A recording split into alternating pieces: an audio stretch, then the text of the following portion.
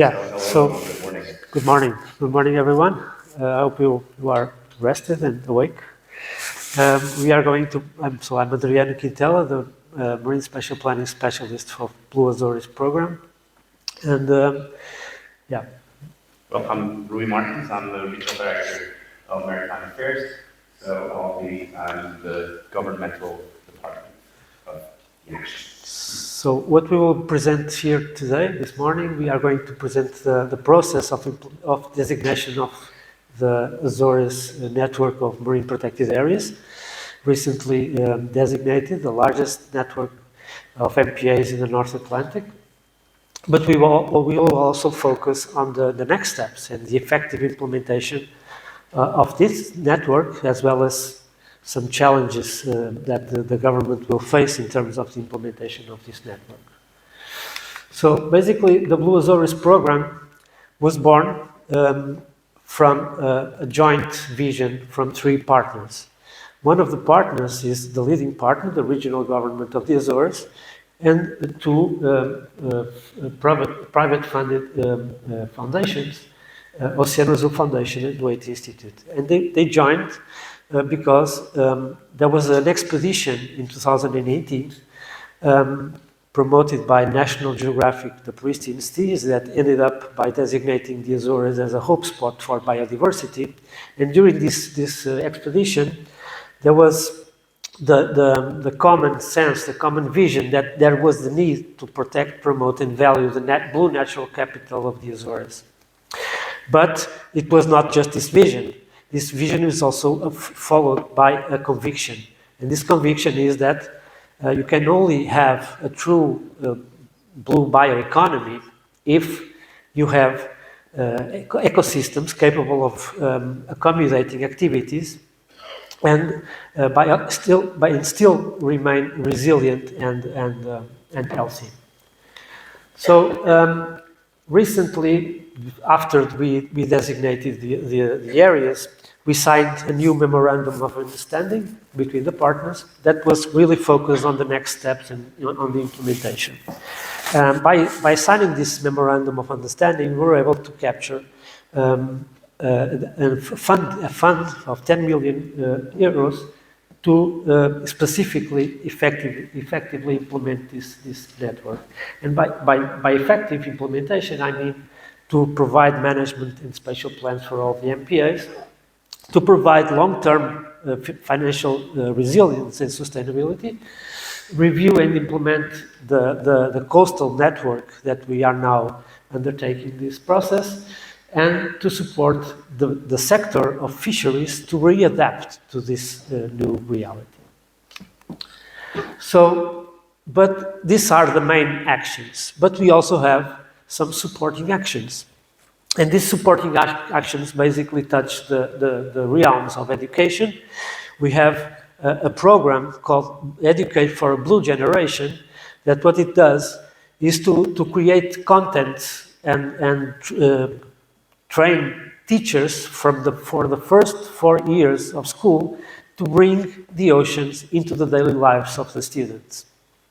We also have initiatives on blue bioeconomy. For example, we have this ideation program supported by Fundação Carlos de Gulbenkian and Oceano Azul Foundation, that basically what it does is to help researchers, entrepreneurs that have ideas in the blue bioeconomy area to pass the ideas into real daily and actual solutions of business solutions. We also are very present in terms of civil society engagement. We have, for example, Blue Azores, where we organize events and train national NGOs to be present in the daily lives of the decision of public policies. We also do coastal cleanups, we train fishers, we bring capacity to fishers to be part of the stakeholder engagement process.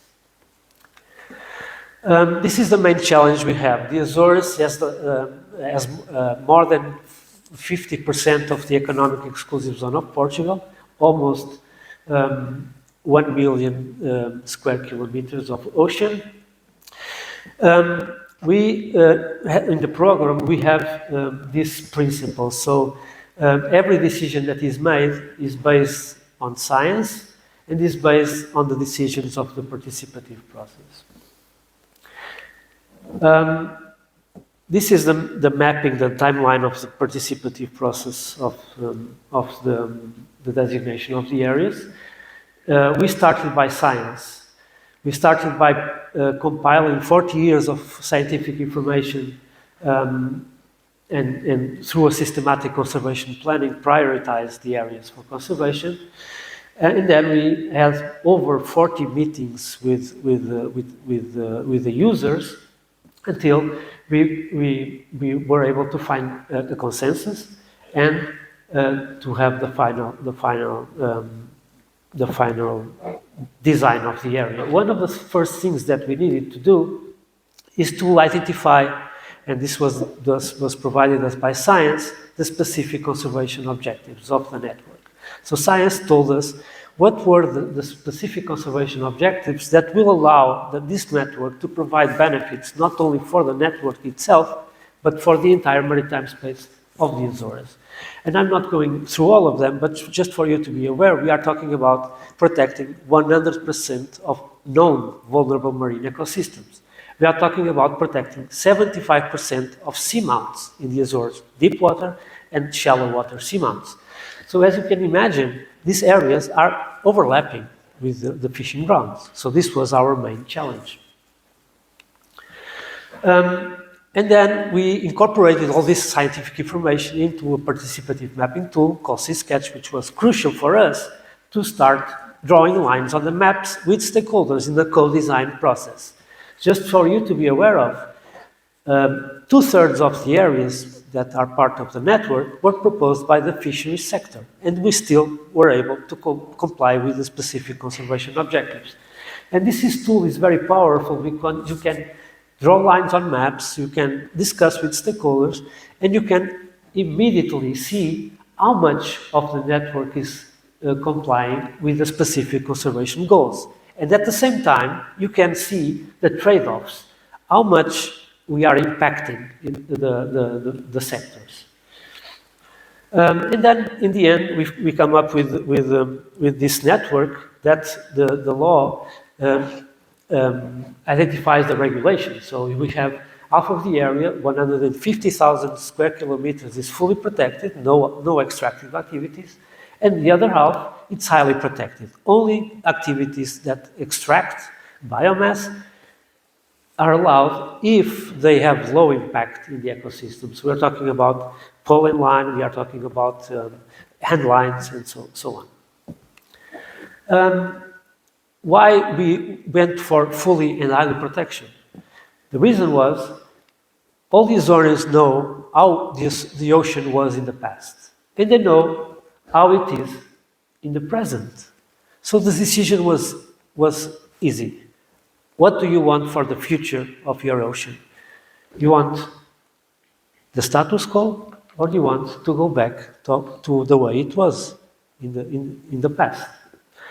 Because we show examples in the world, for example, on the Gulf of Maine, where the Azorean fishers emigrated some years ago, and they know this space, that when you create areas with the right scale, on the right position, they will benefit. This is fishing effort on the boundaries of MPAs. And if you see closely, you can even see the connectivity between MPAs.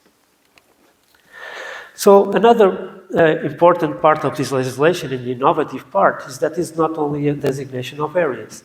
It states the timeline, the legal timeline for the next steps. This was a way for us to make sure that these areas were not going to just be on paper.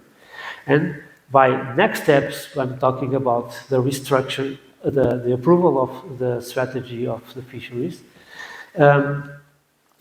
I'm talking about the nomination of a management authority that is detached from the government, because we believe that the ones that actually manage the areas cannot be tied to 4-year political cycles. And therefore, we should nominate a consultative council that has the representation of the government, but actually the entity that manage the areas, it's detached from the political realm. And then we have, by December 2025, to approve the strategy of management of this network. And then by December 2026, we need to approve the spatial plans, the management plans, and a system to finance and execute the costs of these MPAs. And then by September 2028, we will need to revise the coastal MPAs. So this is a process that is still ongoing, and I will be speaking afterwards. We will want to keep the keynote available, so that's why we're switching microphones. Okay, so in order to, like Adriano said, the objective was to protect and promote the value of natural capital of the Azores. So what we had to do is deep sea exploration. As all you know, it's very expensive and quite challenging. And why do we do that? Obviously, in the Azores, we follow all the standards, the MSFD, also the biodiversity strategy, the restoration law. We have the Natura 2000 protected areas, obviously the national strategy for the sea, the KMBF framework or biodiversity framework, and we also have we follow the OSPAR convention. And just on a side note, we just got approved 2 weeks ago, or last week, or last couple of weeks, we got approved the cagarro, which is the quarry shearwater, as a bioindicator for microplastics. So it's one of the 2 bioindicators that OSPAR convention now has. And so in order to follow all this, obviously, we also follow the UN Decade of Ocean Science objective of reducing inequality in accessing science. And so this is showcasing some work of our good friends in the University of the Azores, the Oceano Institute, which is the Azores Deep Sea Research. And they actually built a camera that off-the-shelf components that goes, the cost is around 10 to 15,000 euros. And that allowed us to actually put the Azores as a hotspot for diving, or for at least knowing what's going on underneath. And so actually, as you can see, in between 2015 and 2024, we had over 1,500 dives in the Azores. And so I'm going to show you what we did last year. So this is ongoing work. So the MPA with Blue Azores was the project to define the 30% and the 50% no-take areas. And but obviously, as a government, we do have other challenges and obligations that we follow. And so this is what we kept on doing. And so in 2024, we actually invested from our budget 2.6 million euros in keep doing the research. And so what we did, we discovered the dense gardens of bubblegum corals. So we actually visit the whole 142 sea mountains in the Azores and we mapped them to 1,000 meters deep.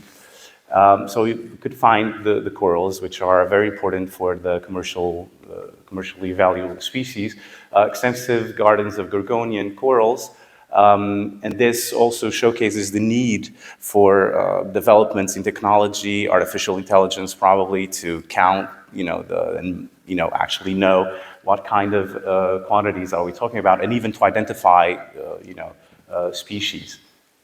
We also have large aggregations of black coral, and these, as you know, they live for several thousand years, and actually found forests equivalent to the redwood forests. So it was very important and actually quite interesting to find that in the Azores. Keep in mind there is no bottom trawling in the Azores, and it is legally forbidden since 2005, but we didn't have it before. And so there's also, and what we noticed was that the seamounts that historically were exploited by bottom longline fishing, they're actually they still have high natural ecological value. And according to MSFD, it is considered a good environmental state. And this is also a very important information for us. And so, you know, this is more corals, and you can see that actually, you can see there's a lot of species that actually benefit from these spaces because they actually get hiding spots. And we could see, you know, rockfishes inside sponges, and so it's quite interesting. And here you can see, so we visit 2024, visited all 140 structures. As you can see, most of them were using this drift cam, this really inexpensive equipment. There was collaborations with the Hydrographic Institute in Portugal, the Oceano, the Blue Azores, obviously, the Eurofleets, NOAA. So, and there was, you know, tow cams, ROVs, HOVs, but mainly it was the drift cam that did this work for us. And yeah. So this is the process. We can start with the division of coastal areas, we always do the same kind of approach. We got the visual values, we got the activities, we got the overlap, and then see what are the tables, right? So, but we come up with the coastal areas, we get to the conclusion we know almost nothing about how the coastal areas are used, because we don't necessarily divide. We have basic activities, we have recreational activities, and we don't have a way to identify where these areas were more used than others. So what is the best way to approach this? It's actually asking people how they use the space. So we launched this large-scale ocean use survey, asking people to identify, also to sketch this participating mapping tool, to identify the areas they use and which intensity they use it. And we did that for all the sectors of activity, all the uses of the ocean. So commercial fishing, recreational fishing, and so on. All the activities. So this is one of the things that we did, and this is a very important work because it gives us an idea, and sometimes idea of things that we were not thinking when we did this. But for example, we were able to identify differences in gender on the use of space. We were able to identify how women and men use different spaces for the same activity. And it's funny because in a way, for example, for the recreational fishing, it is clear that women respect marine protected areas much more than men. So for a planet or a behavior, this is goal. This is a way of identifying group that is based on an extractive activity that actually is for conservation. Therefore, it can be an agent of change. So then, as I said, we are trying to map the national values, and we are doing this work with the evolution that is already recorded, if I'm not mistaken, 1.3 billion 3.3 billion records of 1,800 species from the 1900 species that are identified for the Azores. But more than that, we are also including the climate change into the process. So we are identifying areas that are now refugia and will still remain as a refugia in the future. We are actually identifying areas that are refugia now and will not be in the future. So we need to include that also in the systematic conservation plan. But this is a work in progress.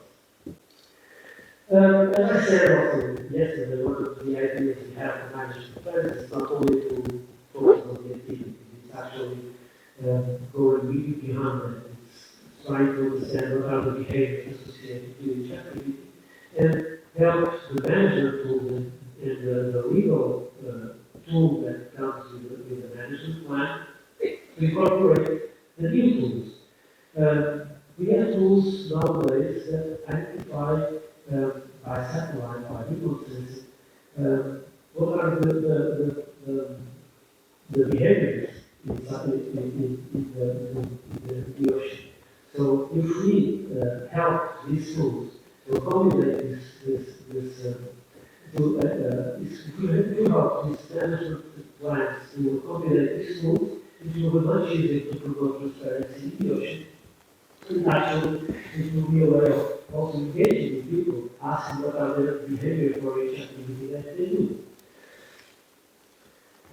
Why do we do this? We do this because of the sustainability. And if you look into the contributions of area-based management tools into the sustainable development goals, it's kind of obvious that marine protected areas are mostly indivisible from the achievement of this goal. This is kind of obvious. But if you look into the other sustainable development goals, you can see that conservation related tools and marine spatial planning are cross-cutting for the entire sustainable development goals. But the most important part is that see how much of this potential we are not capturing in the areas beyond national jurisdiction. So I think it's really urgent that we sign this treaty because we need to capture this potential. Okay, and so like Adriano was saying, the process, the MPA process in the Azores, which is now going for the coastal part that he just explained, it was obviously science-based. There was a stakeholder engagement, participatory process, but at the end of the day, it was a political decision. And so this political decision obviously brings us, challenges but also opportunities. So as I've shown, there's technology being developed. There's also actually we're encountering some companies that are actually now moving to the Azores in order to prove concepts. So we got, like, for instance, Blue Oasis. They work with hydrophones, and so what you see there, it's like actually mapping of vessels through the sound that they produce. We have Wave Vision, for instance, that actually produces drones, military drones also, and that we have them in order to reach, because they actually can reach the 200 nautical miles. And so those are the opportunities that we think there are, that people can actually come, help us monitor, but also market their products, because obviously I think, and we all know, there will be a need in order to effectively monitor, and especially if you're talking about areas beyond non-jurisdiction, but even within borders, it's very, very important. So the other opportunity that we found was on the fisheries sector. So it is an opportunity to restructure, to rethink what we're doing, because obviously there will be some regulations on the fishing gear and methods. There will be some reductions that were already quantified, namely the bottom long line permits. We're hoping for a fleet conversion or at least modernization in order to have a better connection in between who's in the ocean and the markets, because it doesn't make sense if you're overfishing or if you're fishing something for no market value. So it is very important to have that good connection that we still don't have. And obviously, and as I said, it was a political decision, but the fact that we embraced this objective, and the government actually the president made the decision that this was an objective. That also allowed us to get the financial mechanisms, and there was compromises from philanthropy, but also from the National Environmental Fund that will actually fit this purpose. And our idea and intention is for it to guarantee a smooth transition, because we know it will take a few years in order for the sector to regain to regain the economical value. As I spoke, not yesterday, the day before, but we had examples, as in the Condor, it was closed for 16 years, and there was an increase in 400% abundance on the black dot sea bream, and so it is a very economically important species for the Azores. And also, we also found the educational opportunities which, and we have the Escola do Mar dos Açores, which is the sea school. First of all, was more towards the safety at sea, so there's a lot of education on that. There's also a lot of courses now, because the idea is to promote the connectivity to the sea and to the sea activities. So we want the people that, if for some reason they need to get out of the sector of the fishing for itself, but they can actually be on either aquaculture, because we're doing big investments on technological pools, also on a investigation vessel that is just arriving in next January. And so we need people with education that can actually operate this equipment, that can actually stay connected to the sea, to this area. So it is also a very important opportunity that we found. And and I think that's it, right? So it is the acknowledgements, obviously, for the team. And now, I think we have time, right? We have like 1 minute for a clip. We kind of speed it up because, well, I have a flight and I'll leave the questions for Adriano.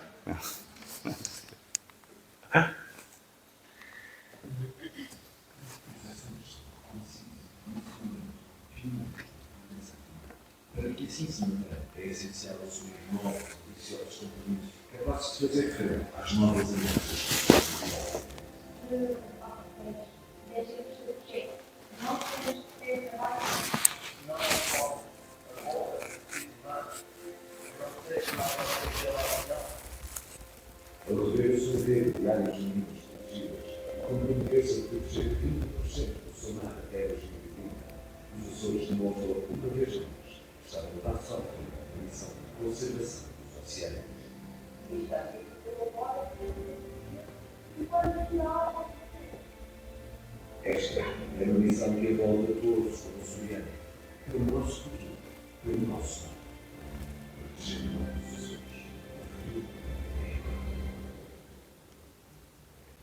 So before you clap, I just want to say what are the three motives of this process, and something that the president himself tries to incorporate in our decision. It is act now. We cannot wait for 2030 to have a network of MPAs, because we want to reach there with a network that is already providing benefits. We don't leave no one behind. And certainly I forgot the third. Yeah, act now, leave no one behind, and lead by example. Lead by doing, actually. Lead by doing. Yeah. It position itself in the leading of the conservation of geosphere by giving the example, actually doing so. That's it. Thank you. Yeah, okay, thank you.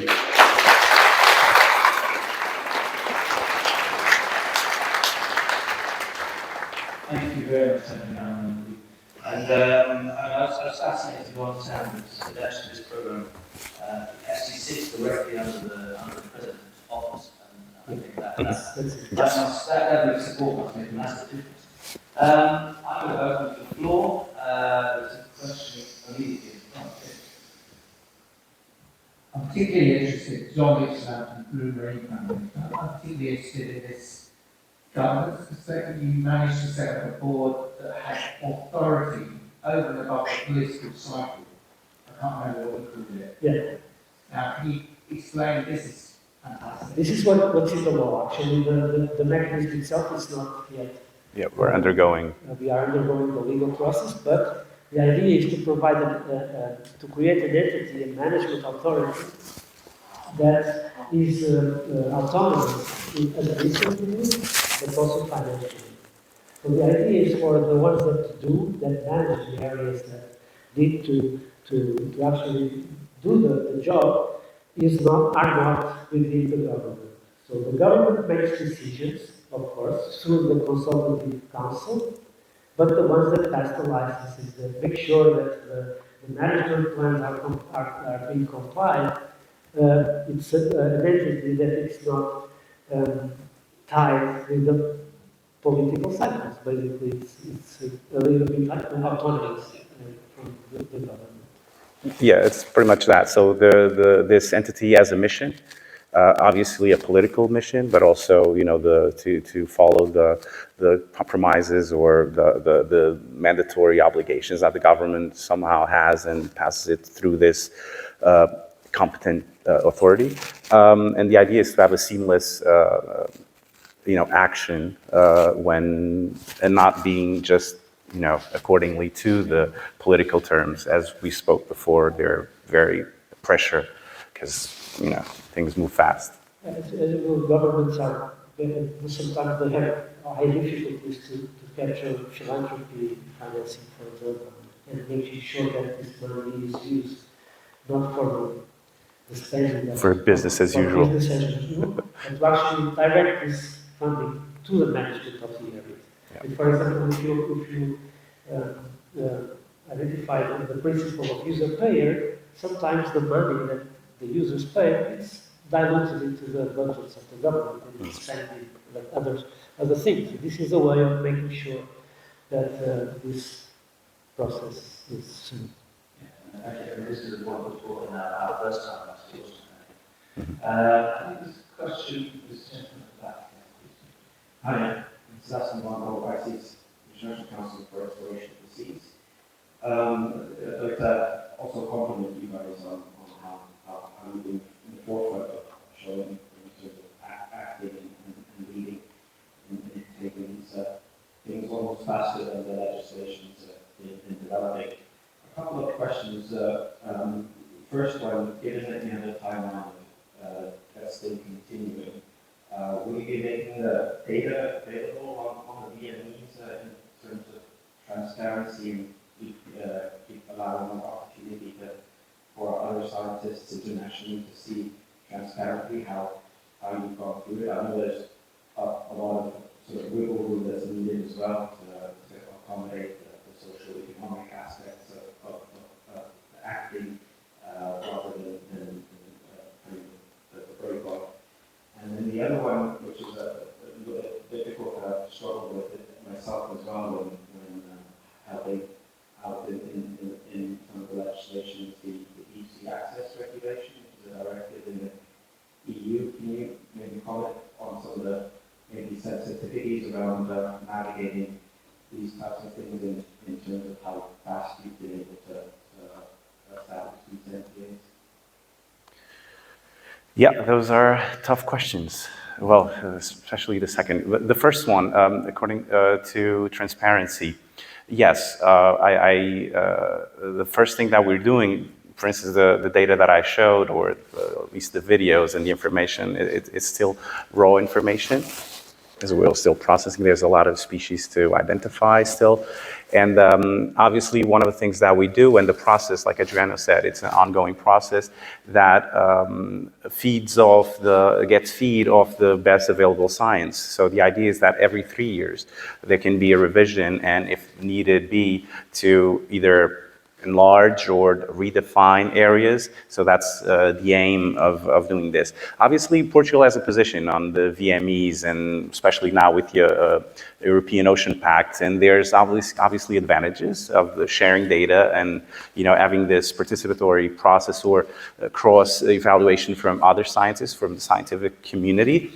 Also, there's and this I say in the national level, not so much on the Azorean level, but there's the sovereignty or jurisdiction. So you kind of lose, because then you're open to other opinions, or and as if you're in ISIS, that there's some controversy sometimes on the advisor, and when the advisory boards, and when it comes translate directly to directives, and sometimes you do need some close-up looks on the characteristics of each place politically, socially, and obviously scientifically.